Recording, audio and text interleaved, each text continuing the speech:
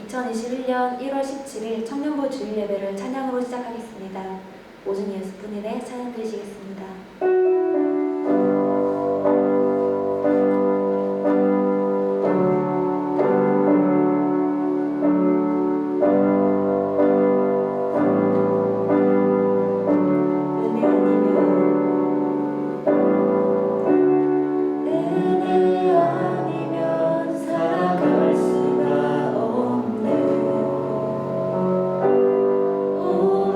마저도 다 주의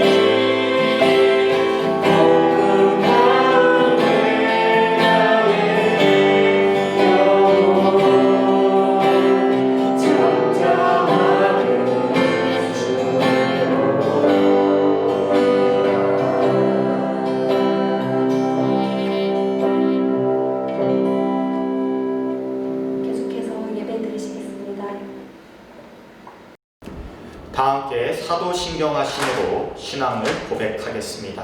나는 전능하신 아버지 하나님 천지의 창조주를 믿습니다. 나는 그의 유일하신 아들 우리 주 예수 그리스도를 믿습니다.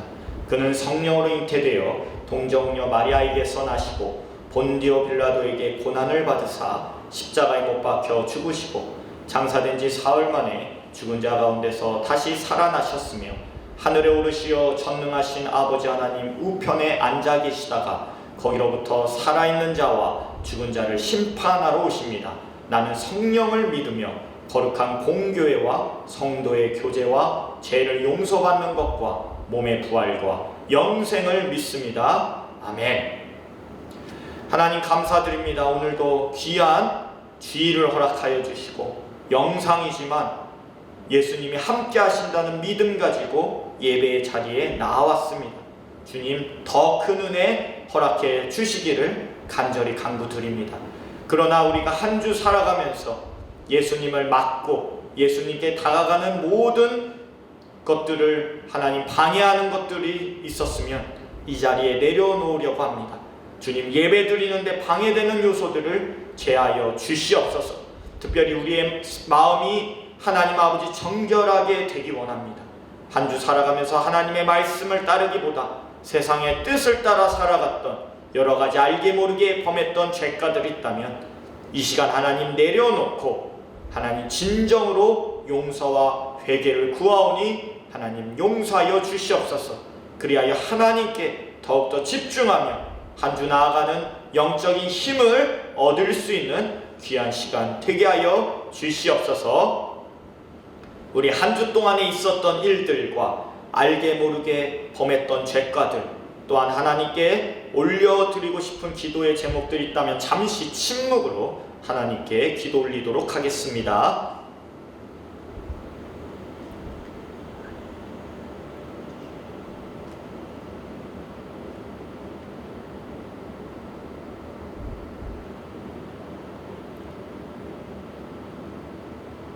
그가 빛 가운데 계신 것 같이 우리도 빛 가운데 행하면 우리가 서로 사귐이 있고 그 아들 예수의 피가 우리를 모든 죄에서 깨끗하게 하실 것이요. 아멘. 예수님께서는 언제나 우리의 죄가를 사하여 주십니다.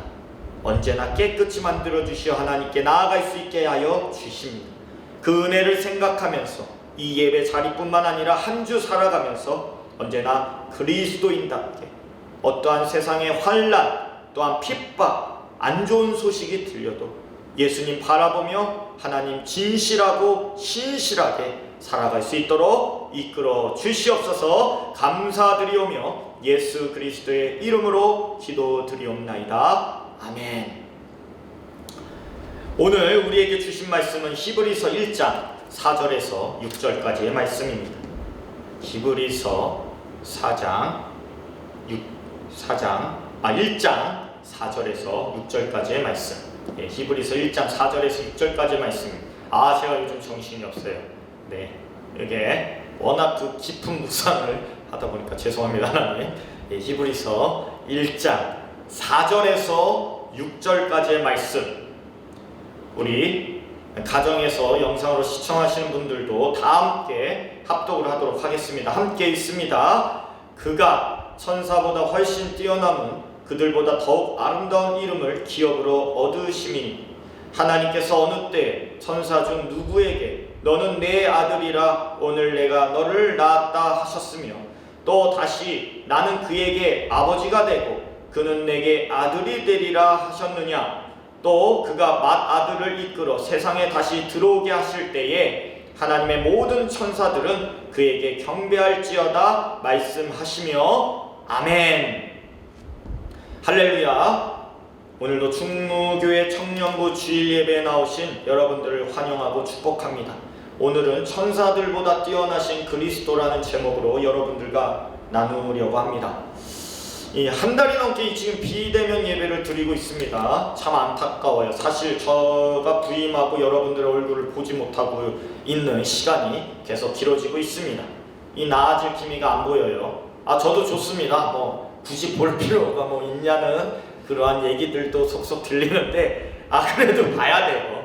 누구나 하고 싶어서 하냐 뭐 이런 얘기도 있는데, 여러분들 나중에 대면 예배가 열리면 그때도 말씀드리려고 했지만, 저는 여러분들이 뭐가 되길 원하냐면 이 로마 군단의 그 모습이 되기 원합니다. 이 생뚱맞게 또 무슨 군대 얘기냐?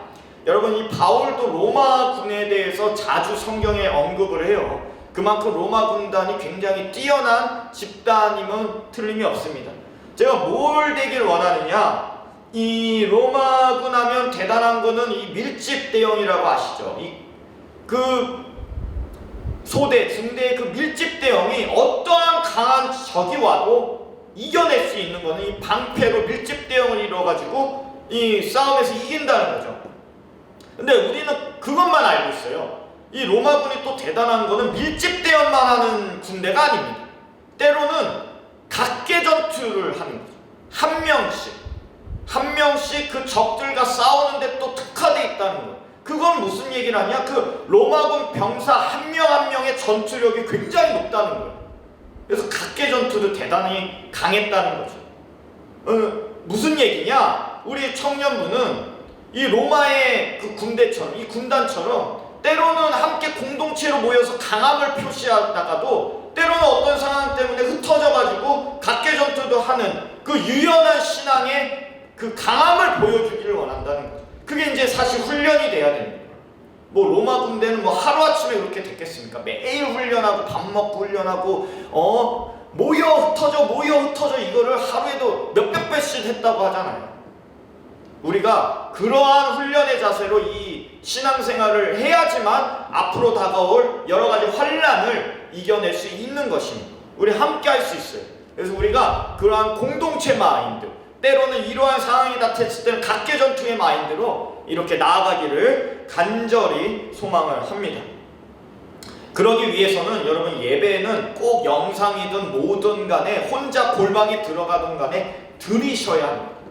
시간을 정해서 들이셔야 돼요. 우리 청년부 예배 2시지 않습니까? 2시에 뭐 영상 안 보셔도 돼요. 뭐 제 설교 들어 이거 나 같아. 그러면 성경이라도 펴놓고 골방에서 예배는 들이셔야 돼요. 하나님과의 약속이잖아요. 꼭 들이시기를 간구합니다. 자, 드디어 우리는 히브리서 1장 4절로 넘어갑니다.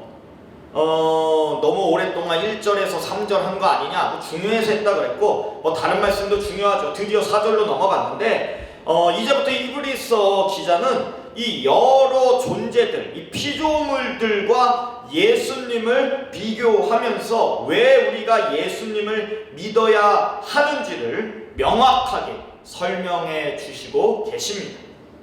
특별히 1장에서 2장에 걸쳐서 천사들과 예수님을 이제 비교하기 시작하는 거죠. 자, 그렇다면 왜 천사들과 예수님을 비교했는가? 지금도 마찬가지지만 중세 때는 더 심했어요. 이 인간들은 은연중에 천사들에 대한 숭배 사상이 있었습니다.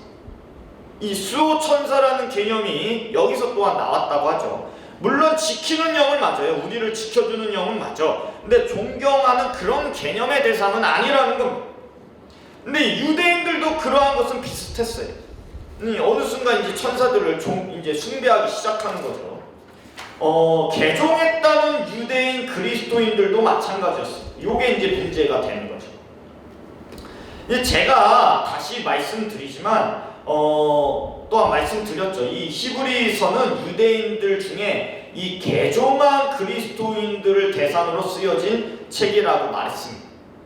문제는 이 유대인들이 그리스도인으로 개종을 했어. 그런데 본인에게 옛 습관, 그 유대인이 했을 때 그 율법의 습관이, 그리고 그 미신의 습관이 아직도 작용하고 있다는 데 이제 문제가 있는 거죠. 이 천사 숭배도 사실 그러한 이유에 연유한다는 것입니다. 그렇다면 여기서 우리는 잠깐 천사들에 대해 알아볼 필요가 있어요. 뭐 아시는 내용일 수도 있지만 시기는 정확히 알 수가 없지만, 이 하나님은 인간을 창조하기 전부터 언젠가 이 천사들을 창조하신 걸로 알려져 있어요. 결론부터 말하면 삼위 하나님이 부리는 영으로 또한 수중드는 역할로 이 천사들을 만들었다는 겁니다. 이 천사가 이제 그리스 원어로는 앙겔로스, 즉 전령이란 뜻이에요. 전령, 군대의 전령들, 소식 전하는 뜻이죠. 이런 뜻이 원래 천사의 뜻이에요. 그게 이제 엔젤이 된 건데, 이 하나님의 뜻을 전달하는 역할을 하는 것이 천사라고 사람들은 믿어왔습니다. 맞습니다. 그래서 성경에 보면 어떠한 하나님의 뜻이나 말씀을 전할 때 천사들이 나타나서 대부분 알려주죠. 이 대표적인 게 이제 마리아의 스테고지죠. 예수님 탄생하시기 전에. 그러면 이제 조금 알아볼 필요가 있어요. 이 전승과 이른바 외경이 있죠. 우리가 보는 이 성경, 정경 말고 또한 중요한 이 문서인 외경에 따르면 천사 중에서도 하나님은 이 천사장이라 하여서 천사들을 통솔하고 여러 중요 임무를 담당하는 일을 이 천사장들에게 시키는 대로 학자들은 대개 7대 천사장이 있었다. 7명. 아니면 뭐 5대 천사장 뭐 이렇게 구분하지만 정경의 내용, 그 다음에 신빙성 있는 외경 중에 받아들여지는 내용을 종합해보면 이 크게 4명의 천사장이 있습니다. 4명의 천사장. 알아볼 필요가 있어요. 여러분들은 알아야 되잖아요. 천사가 뭐가 있는지는. 일단 가장 우두머리인 이 대천사장이 있는데 그게 이제 미카엘이죠. 미카엘은 여러분 잘 알죠. 이 마이클이죠. 마이클 조단만 아시지 마시고 이 미카엘 반주기들이 있는데 이 미카엘 대천사장 우리가 보는 성경에도 등장합니다. 미카엘 천사장. 특별히 마지막 때 이 마귀들과 싸우는 이 전쟁을 치르는 이른바 아마겟돈 전투를 벌이는 천사장이 바로 이 미카엘 천사장이라는 겁니다. 맞죠? 한마디로 뭐다? 군대의 천사장. 군대를 통솔하는 가장 강력한 천사장, 1대 천사장이 바로 미카엘입니다. 두 번째가 있어요. 두 번째는 이 성경에 가장 많이 등장하는 가브리엘 천사장입니다. 이 천사장은 진짜 이름에 가까운 천사장이죠. 여러분들 가브리엘, 왜냐면 모든 정보와 그 하나님의 말씀을 전달하는 천사장으로 알려져 있거든요. 그래서 전령의 천사장이라고 합니다. 이 이슬람 코란에도 이 가브리엘이 등장해요. 뭐냐면 마호메트 탄생할 때 가브리엘이 이제 나타나서 이제 마호메트가 탄생한다 그러는. 그럼 뭡니까 이러겠죠. 여러분들 그러면 마호메트도 맞네. 뭘 것 같아요? 그럼? 가브리엘이 가짜죠. 이때는 그 마귀가 변장한 거죠. 그러니까 우리가 그거를 미혹을 당하면 안 돼요. 영적으로 구분할 줄 알아야 돼. 그 사울 왕도 그랬잖아요. 그 엔돌의 신접한 여인 찾아가서 사무엘 좀 나타나게 해달라 그러니까 사무엘이 수울에서 확 올라오죠. 그래서 이야기까지 나누잖아. 그럼 그 사무엘은 뭐냐는 거지. 아니 무당이 불러내는데 사무엘이 나와. 그러면 그거 뭐냐? 가짜라는 거예요. 그 사무엘은 그 가짜예요. 그러니까 마귀가 둔갑을 변장을 얼마나 잘하는데 마귀가. 어쨌든 가브리엘 천사장이 있다. 전령의 천사장. 세 번째 천사장. 여기서부터 이제 정경, 우리가 보는 성경책에 없는 정경에 나오는 천사장. 그러나 있다고 보는 천사장. 왜냐하면 우리가 신비성 있게 보는 외경에 나오기 때문이죠. 그 중에 이제 대표적인 이 세 번째 천사장이 라파엘입니다. 이 라파엘 많이 들어봤죠. 뭐 닌자 거북이에도 나오고 뭐 라파엘로 막 화가 이름도 있죠. 라파엘. 여러분들 이 라파엘 천사장은 뭐하는 천사장인가? 여호와 라파 하면 아시겠지만 라파의 뜻이 뭐죠? 바로 치료란 뜻이죠. 이 라파엘 천사장이 바로 치료의 천사장입니다. 물론 예수님이 명령하셔야지만 치료를 하는 거예요. 지멋대로 지멋대로 막 가가지고 치료하지는 않습니다. 오늘 설교 중에서도 언급하겠지만 요한복음 5장에 베데스다 목가에 천사가 내려와서 물이 동하면 그때 들어가면 병이 낫는다 하여서 38년 된 병자가 기다리죠. 이 안진뱅이가. 근데 물이 동하면 그때 들어가면 병이 낫는다고 믿는데 못 들어가잖아. 그때 천사가 내려올 때 물이 동한다 했을 때 이 천사가 바로 라파엘이에요. 그렇게 알려져 있죠. 이러한 세 번째 천사장. 그리고 마지막으로 우리가 잘 모르지만 또 있는 천사장이 있는데 바로 우리엘. 이 천사장은 가장 생소하지만 외경에 자주 등장을 해요. 그리고 우리가 잘 아는 소설 밀턴의 신라원에도 등장하는 천사장이죠. 이 천사는 이제 발광체를 담당한다고 해요. 이 발광체가 뭐냐? 그러니까 이 번개나 천둥 뭐 이런 거 하나님의 명령으로 내릴 때 이 천사가 주관을 한다고 하는데 성경에도 사실 나옵니다. 추정을 해요. 우리엘이라고. 뭐냐면 이 아담과 하와가 범죄하고 에덴에서 쫓겨날 때가 있죠.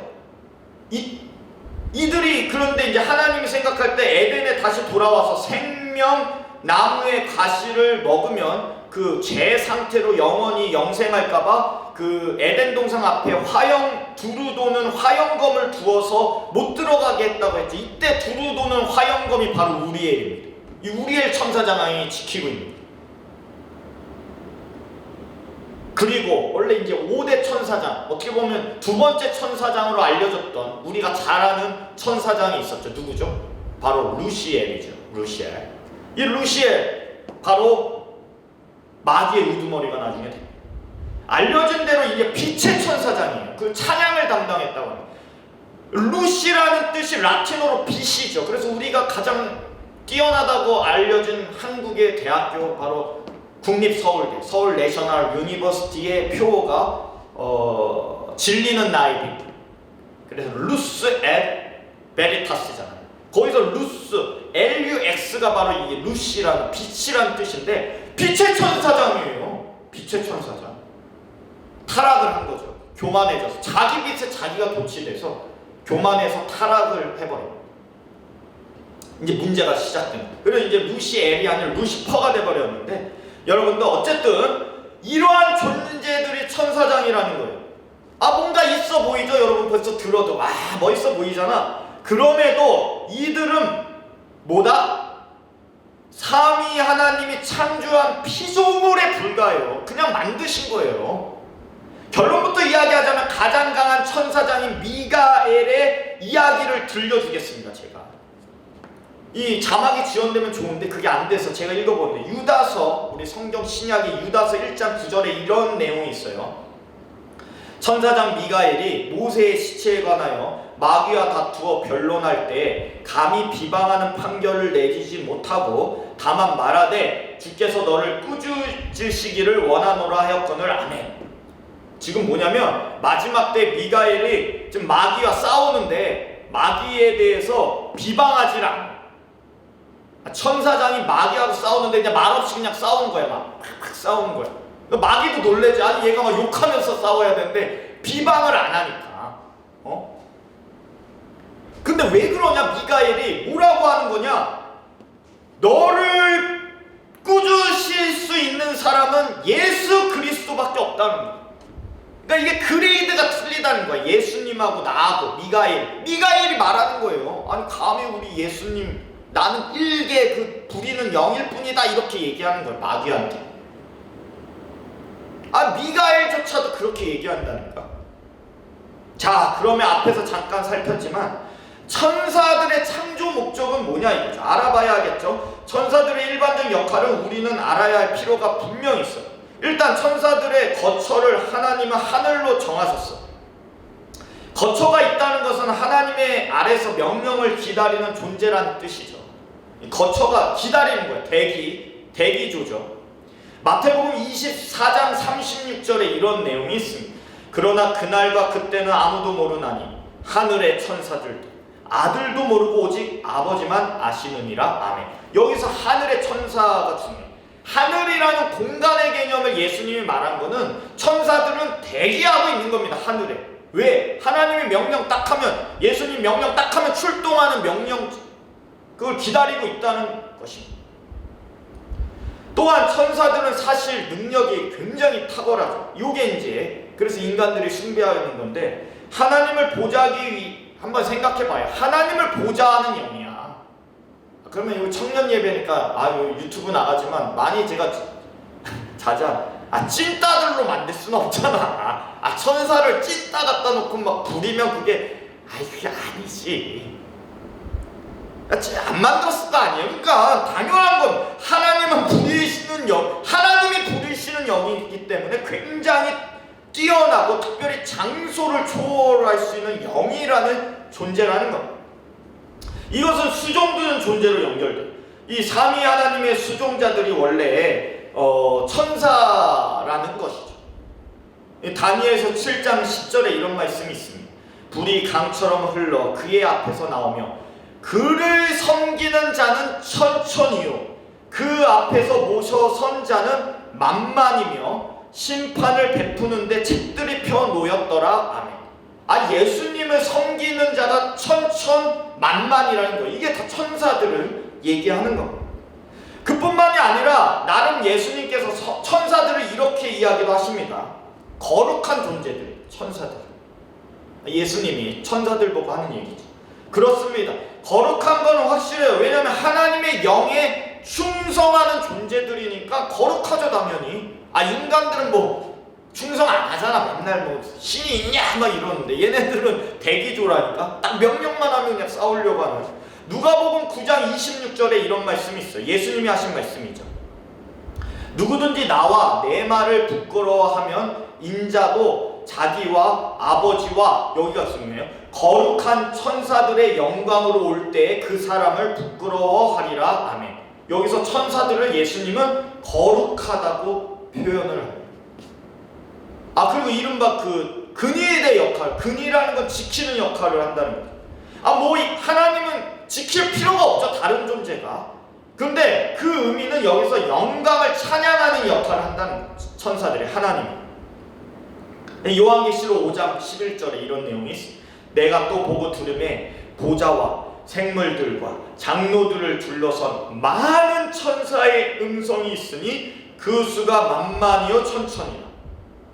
그러니까 예수님을 둘러싼 존재가 장로, 생물체, 잘 모르는 그 천사들이 찬양을 하고 있다는 거예요, 예수님을. 그러면 이제 결론을 낼게요. 천사들은 결론적으로 뭐냐? 하나님을 수종들고 하나님의 뜻으로 받들어서 행하는 거룩하고 능력이 탁월한 존재라는 거예요. 다시 말씀드립니다. 천사는 하나님을 수종들고 하나님의 뜻으로 받들어서 행하는 거룩하고 능력이 탁월한 존재. 근데 우리가 문제가 뭐냐면 후반부만 집중한다는 거예요. 제가 얘기해요. 거룩하고 능력이 탁월한 존재에만 집중을 하니까 천사를 숭배하는 거죠. 그 앞이 중요해. 앞이 뭐라 그랬죠? 앞이 하나님을 수종들고 하나님의 뜻을 충성스럽게 받드는 일을 하는 존재라는 거예요. 그러니까 한마디로 하나님의 피조물이에요. 그냥 종인데 왜 우리가 막 미카엘이요 미카엘 어쩌라고 가만히 듣지도 못하는. 듣긴 하긴 죄송 미카엘 친구는 아니에요. 천사장인데 미카엘. 이게 바로 우리의 문제라는 거예요. 당시 유대인 그리스도인들의 문제가 바로 이거라는 거예요. 이렇게 착각하고 있었어, 천사들.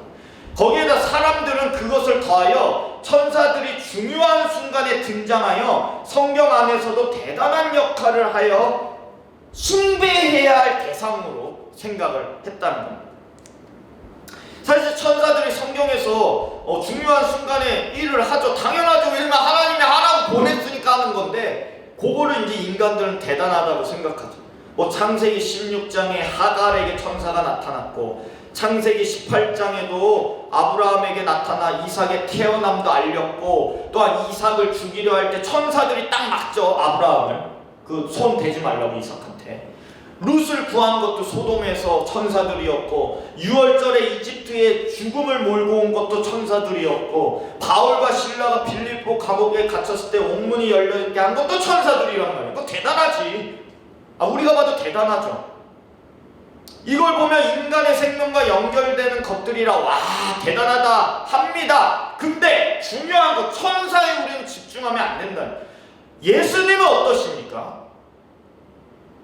비교가 되죠. 이제 예수님 천사 벌써 십자가에서 힘없이 죽어가시는 모습이 생각나서 힘이 없어 보이십니까? 또한 육신을 입고 있는 자체가 영인 천사보다 못하다 이렇게 전개가 되어지십니까? 즉 유대인들은 천사들을 예수님보다 높고 거기에다 당연히 인간들보다 더 높은 존재로 인식하게 된 거야. 육신을 안 입고 있는 게 대단하다고 생각하는 거지. 근데 이제 문제는 우리들이라는 거예요. 우리들. 물론 우리가 막 천사를 예수님보다 높게 하지는 않아요. 근데 중요한 건 천사같이 은연 중에 우리가 예수님보다 더 높게 생각하는 것들이 있다는 것을 히브리서 기자는 얘기를 한다는 겁니다. 은연 중에 이게 튀어나온다는 거지. 옛 습관이. 이에 대하여 오늘 본문은 명확하게 그러한 말도 안 되는 오해를 불식시키고 천사보다 당연히 뛰어나신 예수님을 이야기합니다. 그 내용이 히브리서 1장 4절에 나와 있어요. 그 4절 말씀 제가 한번 읽어보겠습니다. 그가 천사보다 훨씬 뛰어남은 그들보다 더욱 아름다운 이름을 기업으로 얻으심이니 아멘. 천사보다 훨씬 뛰어나다고 얘기하죠. 자, 저번 시간에 기억나시는지는 모르지만 시간을 초월하신 예수님은 하나님 보좌 우편에 앉아 계셨으나 이 상속 권한을 발휘하셔서 하나님의 뜻을 순종하여 인간의 옷을 입고 이 땅에 오신 것이라고 했죠.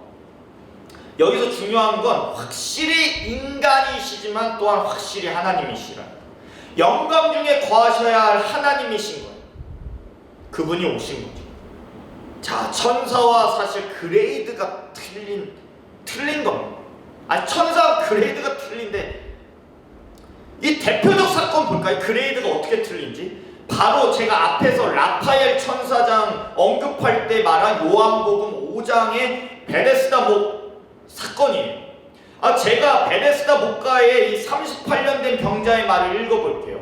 그 예수님이 갔어요. 베데스다 목가에. 그러니까 이 38년 된 안진뱅이가 예수님 오니까 하는 얘기가 요한복음 5장 4절에서 7절에 있는데 제가 읽어봅니다. 이렇게 항변을 해요. 예수님한테 이 병자가.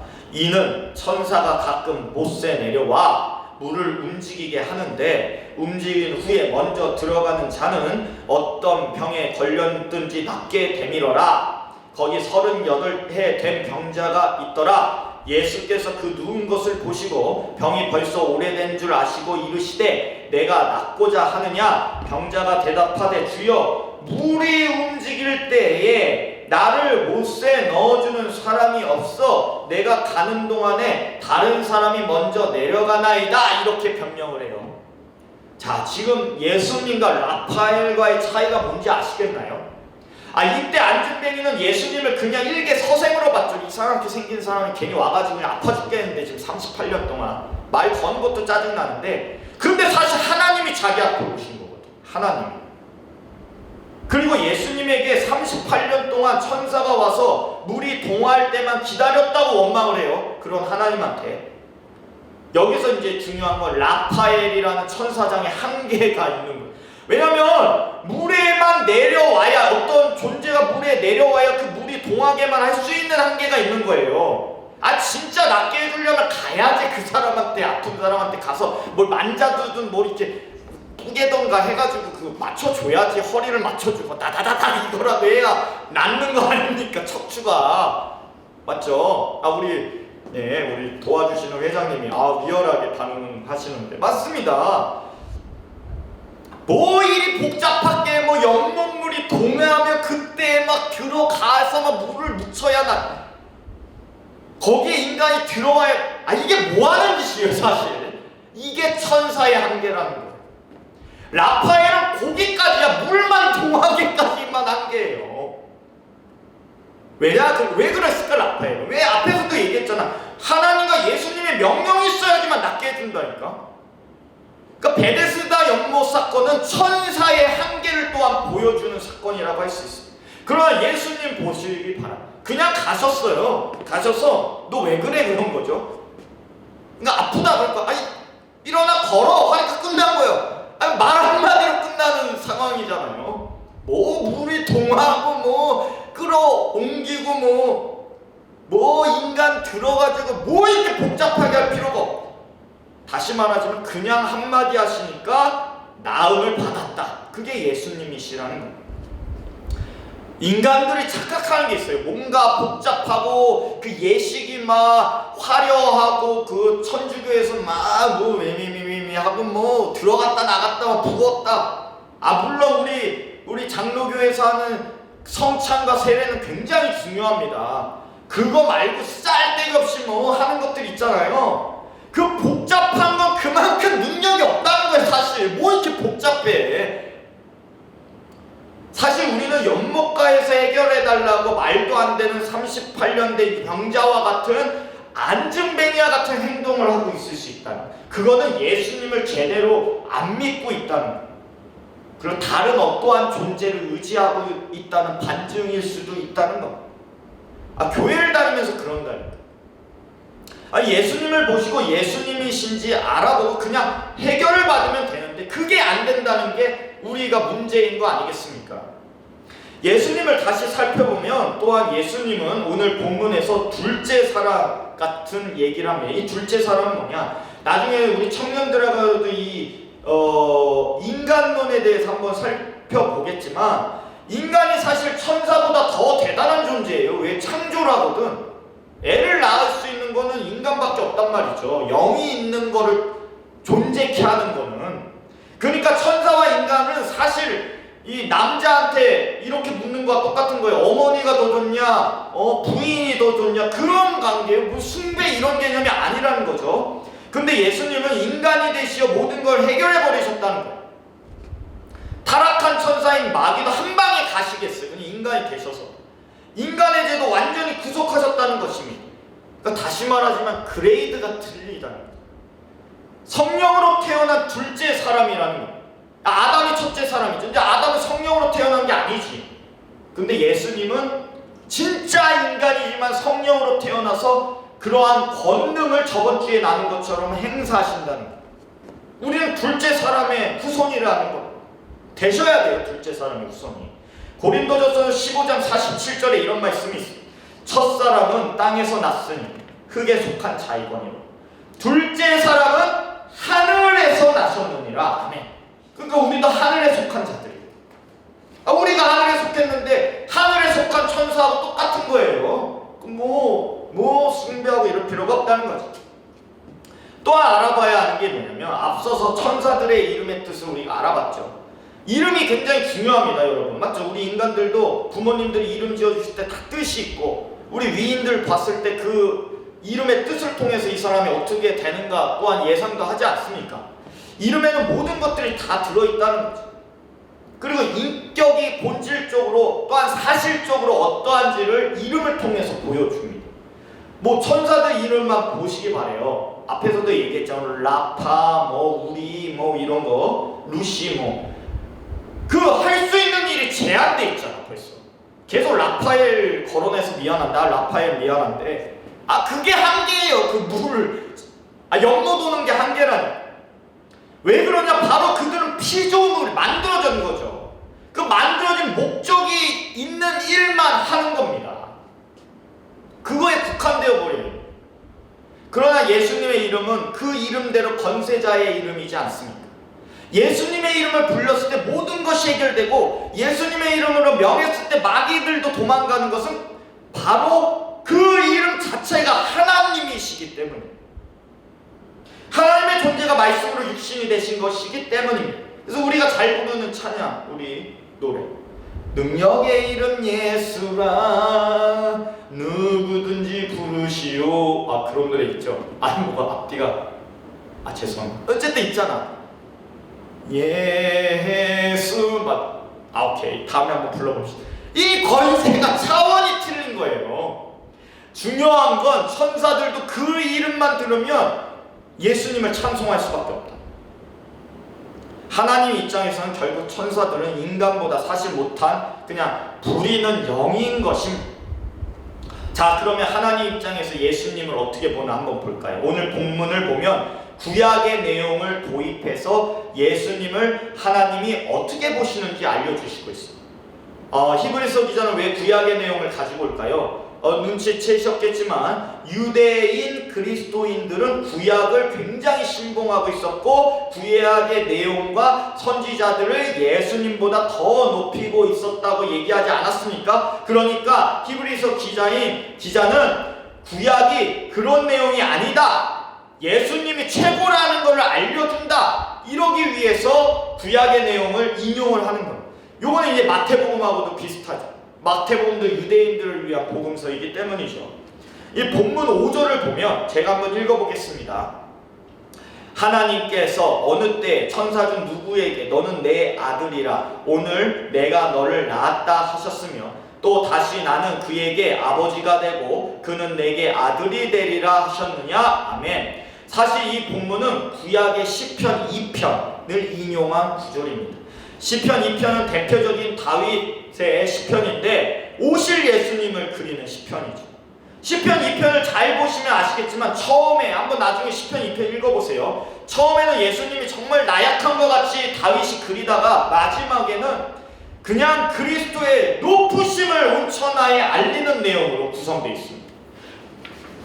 즉 너희가 유대인이지 가장 존경하고 신처럼 받드는 다윗도 이처럼 예수님을 온 천하보다 귀한 자로 칭송하는데 너희가 뭐냐 이거죠. 히브리서 너희가 뭔데 나대냐 이거지. 뭐 예수님을 비천하게 보냐 이거지. 그리스도인이라면서 거기다가 천사가 감히 어디서 낳고 자시고 할 수 있느냐 이렇게 이야기하는 겁니다. 언급조차 못한다는 거예요. 천사들. 오늘날 내가 너를 낳았도다가 아니라 그거를 알리는 역할을 하는 게 바로 천사들이라는 거예요. 오늘날 너를 낳은 거는 하나님과 예수님 관계고 그거 알려주는 영이 천사라는 겁니다. 누가복음 1장 35절에 이런 말씀이 있습니다. 천사가 대답하여 이르되 성령이 내게 임하시고 지극히 높으신 이의 능력이 너를 덮으시리니 이러므로 나실 바 거룩한 이는 하나님의 아들이라 일컬어지리라. 아멘. 천사가 소식을 전하는 거죠. 만천하에 알리는 것은 천사, 그 만천하를 구원하시는 분은 예수님. 또한 히브리서 기자는 본문 5절 후반부와 6절을 통하여 장자, 즉 마다들이 예수님인 것을 알려주려고 합니다. 다시 히브리서 5절에 보면 후반부에 이렇게 이야기하죠. 또 다시 나는 그에게 아버지가 되고 그는 내게 아들이 되리라 하셨느냐. 아멘. 사실 이 내용은 구약 성경 사무엘하 7장 14절에 나와 있습니다. 여러분들 성경 보시면 그 아래 각주로 다 처리되어 있어요. 그러면 사무엘하 7장 14절이 무슨 내용이냐 제가 읽어봅니다. 나는 그에게 아버지가 되고 그는 내게 아들이 되리니 그가 만일 죄를 범하면 내가 사람의 매와 인생의 채찍으로 징계하려니와. 아멘. 사무엘하 7장은 무슨 내용이냐면 다윗이 죽기 전에 솔로몬, 자기 아들인 솔로몬에게 왕권을 넘기면서 유언으로 남기는 내용을 담은 성경장입니다. 사실 단편적으로는 다윗과 솔로몬 관계를 얘기했지만 다윗은 대단한 사람 같으셔. 영적으로 그런 모먼트를 통해서 뭐를 보여주냐? 하나님은 예수님의 아버지가 될 것이고 예수님은 하나님의 아들이 된다고 염두에 두면서 그것을 솔로몬한테 잘 지키라고 얘기를 하는 예언적인 말씀이죠. 저번 주에도 나누었지만 하나님과 예수님은 같다는 것을 인간적으로 이 인간의 언어로 가장 잘 표현한 단어가 바로 아버지와 아들 관계. 인간의 이성으로 가장 같다고 표현할 수 있는 게 이 부자 관계라는 거죠. 그거를 다윗이 자기와 솔로몬의 관계로 얘기를 했다는 거예요. 요거가 곧바로 6절의 맏아들 개념으로 넘어가게 됩니다. 왜냐하면 이 아들들도 많잖아요. 그 뭐 정실 부인의 아들도 있고 뭐 서울도 있고 하는데 예수님은 맏아들이라는 거예요. 장자. 그러니까 나머지 아들들과는 또 레벨로가 틀리다는 거죠. 그러니까 감히 넘보지 말라는 거죠. 히브리서 1장 6절 오늘 본문에 이런 말씀이 있어요. 제가 읽어봅니다. 6절입니다. 또 그가 맏아들을 이끌어 세상에 다시 들어오게 하실 때에 하나님의 모든 천사들은 그에게 경배할지어다 말씀하시며. 아멘. 6절에 나오는 맏아들의 단어는 사실 헬라어지만 이것을 히브리어로 번역하면 이 구약에 가장 가까운 단어가 어디에 나오냐면 창세기에 나와요. 창세기 49장에 야곱이 장남 르우벤에게 유언을 남길 때 요 장자라는 표현을 씁니다. 이 야곱은 사실 이스라엘 이스라엘이죠. 다른 이름 이스라엘, 그리고 천국을 의미합니다. 즉 천상의 세계가 마다들에게 유언을 남기는 내용을 보고 우리는 예수님의 위치를 알 수 있는 거죠. 사실 그런데 그 야곱이 장자 르우벤에게 이 유언을 했을 때 사실 그는 장자의 권한을 박탈당합니다. 왜냐하면 야곱의 몸좀 비라고 문제가 있었죠. 그래서 장자권을 박탈당해서 그 장자권이 가지고 있는 여러 권한이 다른 아들들에게 분산이 됩니다. 그래서 왕의 권한은 넷째인 유다에게 넘어가고 제사장 권한은 셋째인 레이야에게 넘어가며 그 다음에 두 배의 축복권은 바로 요셉에게로 돌아가게 되죠. 그런데 이거가 분할된 거를 우리는 생각하지 말고 그 분할된 거를 합쳐보면 하나님의 장자이신 예수님이 어떠한 권한을 가지고 있는지 알게 된다는 거죠. 마다들은 결국 만왕의 왕이시며 영원한 제사장이시면서 축복을 배로 누리시는 자라는 그러한 결과로 도출이 된다는 그런 분이 예수님이라는 거예요. 근데 여기서 중요한 사실이 있습니다. 어쩌면 이게 핵심일 수도 있어.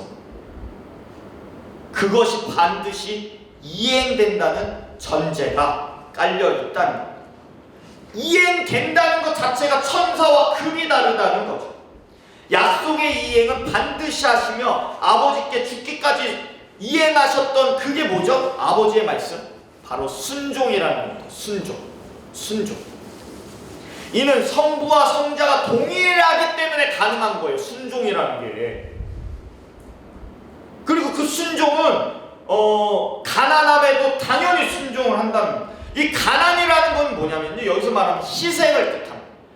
희생의 순종도 예수님 하신다입니다. 왜냐하면 하나님이시기 때문에.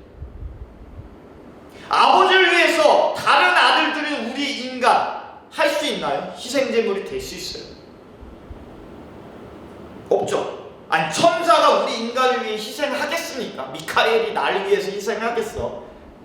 생각해보면 우리엘이 뭐 와가지고 양승준을 위해 내가 죽겠습니다. 아 미안, 그럴 수도 있나? 아 우리엘 있나 이게? 아니잖아요. 여기서 갈리는 거예요. 하나님과 예수님과 인간 천사가. 예수님은 순종, 희생이 가능하신 분이라니까. 그러니까 그레이드가 틀려요. 우리는 할 수 있냐? 해도 안 되지. 맞죠? 여기서 명확하게 갈린다는 거. 그러한 예수님이 시간을 초월하여 어제도 계시고 지금 여기도 계시고 영상 보는 여러분들과 함께 하시고 앞으로도 계신다는 거. 그게 예수님이시라는 거. 그러니까 저희는 히브리서 말씀을 통해서 평안함을 누리시면 좋겠어요. 그런 분의 동생이라는 거죠. 왜냐하면 맏아들이 우리는 양자니까. 자, 그러면 하나님은 천사들을 어떻게 생각하시냐면 하나님은 예수님을 이렇게 생각하시고 천사들은 어떻게 생각하시냐. 당시 유대인 그리스도인들처럼 대단하다고 생각하고 예수님의 윗등급으로 내가 만들었어 이러시나 전혀 아니겠죠. 결론부터 말하면 천사들은 아들은커녕 양자로 생각하신 적도 없어요. 그러니까 어떻게 보면 인간보다 양자예요. 우리는 천사는 그냥 부리는 영이라는 거죠. 오로지 예수 그리스도께 충성하는 존재로 인지하신다는 것. 오늘 본문 6절에 그 내용이 나와요. 경배하라는 단어가 나오죠. 이 단어는 그리스 원어로 푸토코스라고 하는데 존영, 영광, 권세를 뜻합니다. 이 단어가 사실 야곱이 장남 르우벤에게 유언을 남길 때 했던 단어인데 그 얘기는 결국 천사들은 예수님을 어떻게 하는 거냐? 어떠한 존재들이냐? 경배하는 존재들이에요. 인간도 경배하는 존재. 천사들도 종영, 영의 권세를 통해 경배하는 존재라는 거예요. 그래서 마리아에게 가브리엘이 행한 그 수태고지가 바로 이 경배하라는 수태고지 아닙니까? 누가복음 1장 32절에 이렇게 말하죠. 가브리엘이 그가 큰 자가 되고 그라는 건 예수님이죠. 지극히 높으신 이의 아들이라 일컬어질 것이요 주 하나님께서 그 조상 다윗의 왕위를 그에게 주시리라. 아멘. 가브리엘이 얘기했다니까. 예수님께서 태어나실 때만 그래 하셨나요? 여러분 잘 보세요. 예수님이 태어나실 때만 천사들이 경배하라 그랬나요? 가장 유명한 40일 금식 후에 예수님이 마귀에게 시험받았죠. 예수님의 마귀를 말씀으로 몰아낸 후에 어떻게 됐죠? 천사들이 와서 수종을 돌렸다고 마태복음에 기록되어 있습니다. 여러분들 아셔야 돼요. 사실 예수님이 시험 받으실 때 혼자가 아니셨던 거예요. 물론 하나님도 계시지만 천사들도 대기하고 있는 거죠. 그래서 마귀가 뭐 조금만 잘못하면 그냥 가는 거야. 미카엘이 그냥 끝나는 거지. 아니 예수님이 질 일은 없지. 그래도 대기하는 거야. 그게 바로 천사였다는 거야. 왜 그럼 대기하는 거야? 경배의 대상이 예수님이니까. 그리고 그때만 그랬냐? 십자가 상에서도, 십자가에 달릴 때도 천사들은 예수님을 경배하고 있었다는 것. 마태복음 26장 53절에 보면 이제 예수님이 잡혀가실 때 베드로가 예수님 잡으러 온 말고라는 그 시종의 귀를 잘랐을 때 하신 말씀이 마태복음 26장 53절에 나오는데, 너는 내가 내 아버지께 구하여 지금 12군단 더 되는 천사를 보내시게 할 수 없는 줄로 아느냐? 십자가에 달리는 그때에도 사실 천사들은 대기하고 있었어요. 지금 긴급 상황이거든. 그러니까 예수님이 조금만 마음을 거기서 순종 안 해. 하나님, 때려쳐. 무슨 인간을 구해. 다 쓸어버려. 이러면 12군단이 동원된 바로 그냥 출동해서 그냥 멸망했겠죠. 지구는 그 순간. 양심준도 없는 거지. 여기 정지영, 김경선 다 없는 거지. 지금. 존재가 없지. 근데 예수님은 순종하셨다는 거예요. 근데 12군단의 천사는 대기하고 있었다는 거예요. 그때 십자가 그 약한 게 아니고 지금 12군단이나 된 천사는 14만 4천이 넘습니다. 굉장한 지금 난리 난 건데 예수님은 참으셨다. 다른 말로 천사들은 대기하면서 경배하고 있었다는 거예요. 예수님은. 그러면 앞으로는 어떻게 하겠냐? 요한계시록 5장 11절 12절에 보면 이런 말씀이 있어요. 미래의 예수님을 경배하는 천사들의 모습이죠. 내가 또 보고 들음에 보좌와 생물들과 장로들을 둘러서 많은 천사의 음성이 있으니 그 수가 만만이여 천천이라. 큰 음성으로 이르되 죽임을 당하신 어린 양은 능력과 부와 지혜와 힘과 존귀와 영광과 찬송을 받으시기에 합당하도다 하더라. 이게 천사들이 하는 얘기라는 거죠. 만만과 천천의 천사들이 단지 예수님만을 위해 찬양하고 있다는 것. 지금 이 순간 앞으로 영원히 말씀을 맺겠습니다. 여러분, 사실 우리는 당연히 천사는 그런가 보다요. 지금 현대 사는 사람들이 천사가 대단해 이러죠. 생각도 안 하잖아. 예수님도 생각 안 하는데 무슨 천사를 왜 생각해. 그러나 당시 상황은 천사가 굉장히 대단한 존재였어요. 영의 존재인 천사가 당연히 예수님보다 위라는 잘못된 인식이 그리스도인들 속에서도 강하게 자리 잡고 있었어요. 중세에도 그런 경우가 많아서 천사 숭배 사상까지 있었죠. 중요한 건 우리는 당연히 예수님이지 하실지 모르지만 우리는 천사가 아니더라도 예수님보다 더 중요시하고 더 가치 있다고 생각하는 것을 우리의 삶의 영순위로 은연중에 가지고 있을 수 있다는 겁니다. 히브리서 기자가 얘기하는 거는 우리가 무슨 모세, 아론, 선지자 관심도 없잖아요. 그걸 얘기하려는 게 아니라 결론은 천사도 얘기하는 거예요. 은연중에 우리 마음속에 예수님보다 더 우선순위의 가치를 가지고 있으면 결국 천사 숭배와 똑같다는 것을 얘기하는 거예요. 여러분들, 천사들 대단한 존재죠. 마귀들과 이른바 맞짱 떠서 이기는 존재들이니까 대단하죠. 근데 그들조차 아무것도 아니라고 이야기하는 분이 예수님이시죠. 예수님은 우리에게 가장 핵심이 되셔야 하는 분이라는 것을 강하게 오늘 얘기하는 거예요. 여러분들 정말 예수님을 만왕의 왕으로 모십니까? 아니면 여러분들 삶 속 안에 진짜 은연중에 예수님이 뒤로 물러나고 나의 가치, 내가 원하는 어떠한 가치를 붙잡으려고 하는, 그러면 천사 숭배하는 거예요. 차라리 천사 숭배가 낫지. 미카엘이라도 도와주지. 아무것도 아니잖아요. 이거 왜 믿는 거냐고 결론이 나는 거지. 여러분들, 하나님은 예수님에게 너는 내 아들이라고 하셨습니다. 그럼 예수님은 우리한테 너는 내 아들이라고 하시는 거예요. 힘들어 하실 필요가 없어요. 상황이 힘들지. 너무 힘들지. 막 배고파 죽겠는데 예수님이 어디고 미카엘, 가브리엘 무슨 소용이 있냐? 당연하죠. 저번 주부터 계속 배고픔 얘기하는데 배고파요 저도. 근데 여러분, 그거보다 더 중요한 가치, 영순위는 예수님이 되셔야 한다는 거예요. 그렇기 때문에 우리는 그리스도인이라는 겁니다. 여러분들, 아무리 힘들어도 만왕의 왕이시고 우리를 지금도 눈동자같이 지키시는 예수님을 삶의 순위에 영순위로 반드시 두시기를 간구드려요. 그러면 우리도 예수님의 권한으로 이 어려운 시대를 잘 헤쳐나갈 수 있다는 것.